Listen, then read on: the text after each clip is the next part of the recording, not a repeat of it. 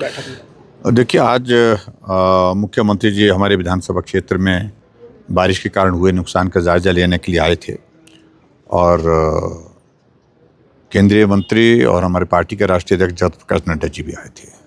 दोनों ने जायजा लिया है।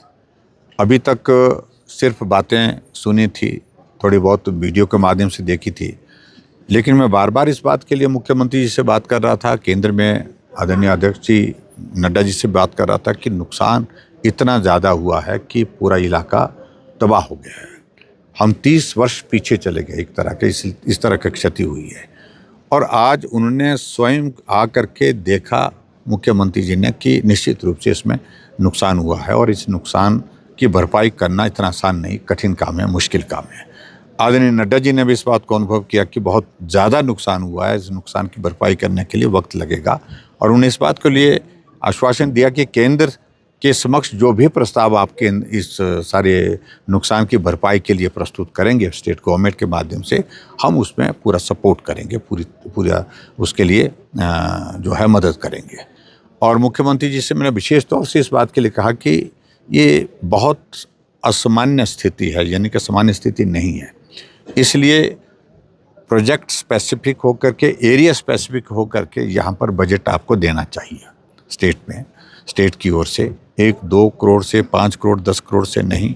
ये डैमेज जो हुआ पड़ा है, ये डैमेज मेरा आकलन, मोटा आकलन मैं कह सकता हूँ कि अगर प्राइवेट प्रॉपर्टीज़ को और सारी चीज़ों को अगर हम देखें तो it's not less than 500 crore rupees. बहुत बड़ा डैमेज हुआ, नुकसान हुआ है और इस त्रासदी में बहुत सारे लोगों की ज़िंदगी गई है। बहुत सारे लोग अभी तक नहीं मिल पाए हैं, उनकी ज़िंदगी की तलाश है। तो ऐसे सूरत में ये बहुत आवश्यक है कि यहाँ युद्ध स्तर पर काम हो। तो मैंने रेस्टोरेशन के लिए कहा, सड़कों को रिस्टोर करिए। सड़क बनेगी तो IPH वाले पाइपें ले जा पाएंगे, जो उनकी पाइपें, जो वाटर सप्लाई स्कीम्स खराब हुई है। सड़क बनेगी, इलेक्ट्रिसिटी बोर्ड वाले पोल ले जा पाएंगे, कंडक्टर ले जा पाएंगे, यानी कि काम कर पाएंगे। तो इसलिए सड़क को प्राथमिकता दीजिए। मेन रोड हमारे चैल चौक से जंजैहली जो डैमेज हुई थी, इसमें 9 दिन लग गए। मेरा यह आकलन था कि ये 4-5 दिन में रिस्टोर होनी चाहिए थी। पहले भी डैमेजेस हुए, अब की बात थोड़ा ज़्यादा हुआ, लेकिन 3-4 दिनों में हम इसको रिस्टोर कर देते, 2 दिन में रिस्टोर करते थे।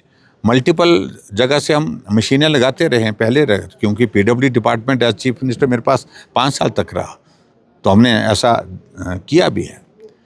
लेकिन फिर भी उसके बावजूद मुख्यमंत्री जी यहाँ जिक्र कर रहे थे कि इतनी JCB, मुझे लगता है कि JCB की गिनती करने में नहीं जाना चाहिए, हमको काम करना चाहिए, काम का लाभ लोगों को मिलना चाहिए, लोगों को सुविधा मिलनी चाहिए। बहुत सारे लोग घर छोड़ करके परिवार के साथ जो है शेल्टर होम में ठहरे हैं, बहुत सारे लोग रिश्तेदारों के पास ठहरे हैं। हमने क्या उनके लिए उचित व्यवस्था करिए, एक पॉलिसी फ्रेम करिए, क्योंकि इस तरह के डैमेजेस बहुत कम हुए हैं पहले, आज से पहले।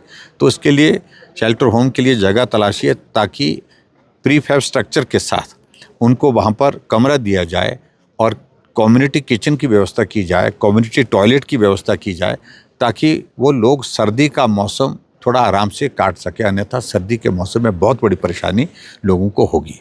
वाटर सप्लाई स्कीम्स को रिस्टोर करने के लिए अभी तो पानी बारिश के कारण कहीं से भी मिल रहा है।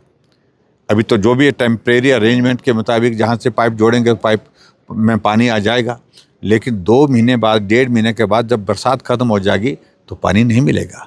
पानी के लिए अल्टीमेटली आपको जो ग्रेविटी के सोर्सेज हैं उनको ही आपको जोड़ना पड़ेगा, और जो लिफ्ट की वाटर सप्लाई स्कीम्स हैं उनको आपको रिस्टोर करना पड़ेगा, यानी कि उसको ठीक तरह से बनाना पड़ेगा। जो वॉश आउट हो गई, डैमेज हुई है, एक्सटेंसिव डैमेजेस हैं। आज तक के इतिहास में number of roads, number of water supply schemes अगर हुई हैं तो 5 साल के कार्यकाल में भारतीय जनता पार्टी की सरकार के दौरान जो है वो बहुत ज़्यादा, सबसे ज़्यादा हुई है। जितना 25 सालों में काम नहीं हुआ, उससे ज़्यादा हमने 5 साल में काम किया। और आज हमको दुख होता है कि जो काम किया तो वो जो है वो डैमेज हुआ है, इसमें नुकसान हुआ है। तो इसलिए आज मुख्यमंत्री जी के साथ मैंने उचित समझा बैठना, मिलकर के बात करना कि आप अधिकारियों को कहें कि वो काम करें, और जो गाइडलाइंस, जो डायरेक्शंस और जो फीडबैक हम उनके साथ दे सकते हैं, उनको दे सकते हैं, वो इलाके के भले के लिए होगी। हम उनको सलाह देंगे, हम बात करेंगे उनसे, लेकिन हमने उनसे कहा कि स्टेट की ओर से बजट 1-2 करोड़ 5 करोड़ से नहीं, आपके उसके यहाँ के लिए अलग से पैकेज तय करना चाहिए ताकि यहाँ पर मदद हो सके। ज़्यादा पैसा दीजिए, कहीं से भी करिए, लेकिन करिए।